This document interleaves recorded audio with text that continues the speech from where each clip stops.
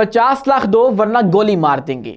आजकल बॉलीवुड में इतनी कॉल्स कास्टिंग के लिए नहीं आती जितनी भत्ताखोरों की धमकी वाली कॉल्स आ जाती हैं, और वो भी कोई मामूली अदाकारों को नहीं, वो सुपरस्टार्स को जिनको पूरी दुनिया जानती है, जाने माने चेहरे जिनको लोग एडमायर करते हैं, जिनके इशारों के ऊपर दूसरे अदाकारों के करियर्स बन जाते हैं। कभी शाहरुख खान को, कभी सलमान खान को, कभी सैफ अली खान को, और स्पेशली इन खान्स को जो कि मुसलमान हैं, उनको इस तरह की धमकियां मेज जो कॉल्स हैं वो आ रही हैं। और गुज़श्ता दिनों में जब शाहरुख खान को ये कॉल आई और उनको कहा गया कि आप 50 लाख दो वरना तुम्हें गोली मार देंगे, और उन्होंने उसके बाद ये रिपोर्ट किया मुंबई पुलिस को, और अब ये हुआ है कि उनका जो मुलजिम है जिसके नाम पर वो नंबर रजिस्टर था जहां से कॉल की गई थी, वो गिरफ्तार हो चुका है।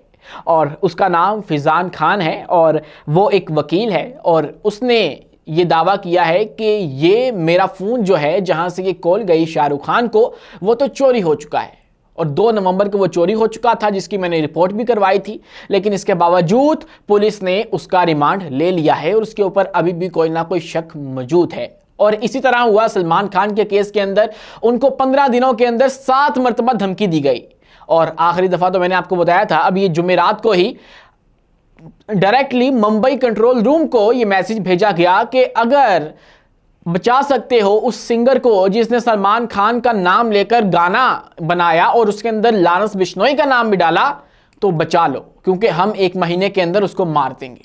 और इसी तरह सलमान खान को बेशतर जो धमकियां हैं वो मिलती रहती हैं, उसके ऊपर तो बाद में बात करते हैं। लेकिन एक और इंकशाफ सैफ अली खान की जानिब से, उनका कहना है कि जब 2012 के अंदर मैंने कतरीना कैफ से शादी की तो मेरे ससुर को धमकियां आती रही थी। और धमकियां क्यों आती थी? धमकियां इसलिए आती थी क्योंकि सैफ अली खान एक मुसलमान है और उन्होंने एक हिंदू अदाकारा से शादी की, और इसीलिए फिर करीना कपूर को भी इसका जो बैकलैश है वो देखना पड़ता है। और ऐन मुमकिन है ये वही जो इंतहा पसंद हिंदुओं का ग्रुप है जो कि इस वक्त सलमान खान के पीछे है, जो कि सिद्धू के कत्ल के पीछे था, और जो कि बाबा सिद्दीकी के कत्ल के पीछे भी था, जिसका मुलजम गिरफ्तार हो चुका है, वही सैफ अली खान के जो धमकियां मेज खतूत हैं वो भेजता हो उनके ससुर को। अब बात कर लेते हैं बाबा सिद्दीकी के शूटर की, जो कि आपको पता लग चुका होगा कि उनका मरकजी मुलजम गिरफ्तार हो चुका है। वो शूटर जिसने गोलियां चलाई थी वो गिरफ्तार हो चुका है, और उसने वो तरीका भी बता दिया है कि कैसे वो प्लानिंग करते थे और बाबा सिद्दीकी के बाद किसका नंबर था और किसको मारने का हुक्म दिया गया था और हुक्म किसने दिया था। ये तमाम तफसीलात आ चुकी हैं, और अगर वो शेयर करूं आपके साथ तो शिव कुमार उस शूटर का नाम है जिसने ये सारा काम किया, बाकायदा शूटर बना, वो आलाकार बना। अभी मास्टरमाइंड इसका गिरफ्तार नहीं हुआ है।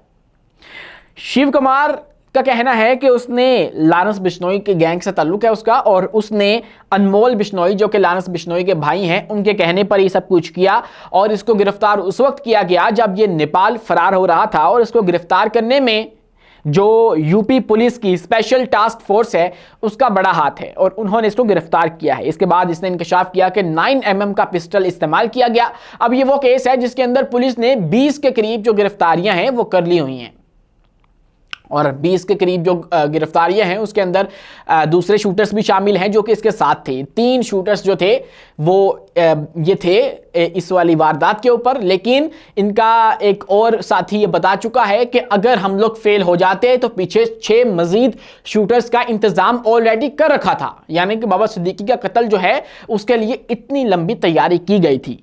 और तैयारी कैसे की थी? अब ये जो अनमोल बिश्नोई है ये वही शख्स है जो कि सिद्धू मूसेवाला के कत्ल के अंदर भी मुलविस है, और उसके बाद सलमान खान के घर के बाहर जो फायरिंग है उसके अंदर भी इसका नाम है।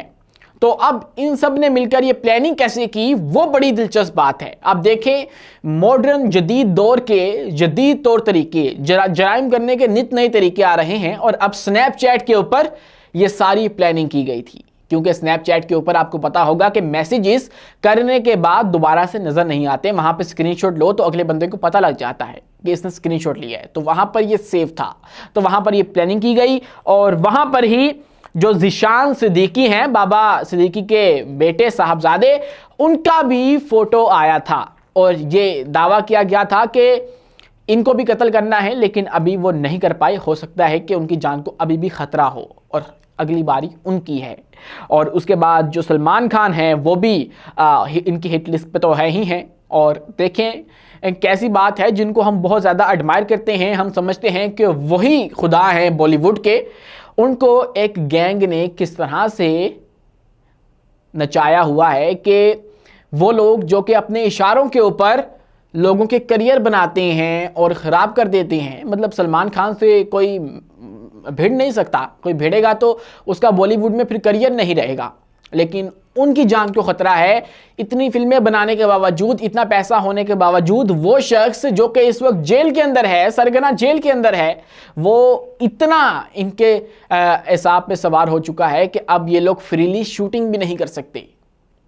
और इससे हमें यह भी पता लगता है कि इंडिया के अंदर किस तरह से ये शिद्दत पसंदी का राज है कि ना उनकी पुलिस अभी तक कामयाब हो सकी है इस गैंग को रोकने में। वैसे तो अंडरवर्ल्ड का बहुत गहरा ताल्लुक रहा है बॉलीवुड से, और अंडरवर्ल्ड के कहने पर ही लोगों के करियर्स बनते भी हैं और गिरते भी हैं, लेकिन आजकल ये जो धमकी अमेज कॉल्स हैं ये जाना मामूल की बात बन चुकी है। और बहुत सारे अदाकार तो जो ओनर आके बता देते हैं कि हमें ये कॉल्स मसूल हुई हैं, लेकिन बहुत सारे ऐसे भी हैं जो कि ये नहीं बता रहे हैं।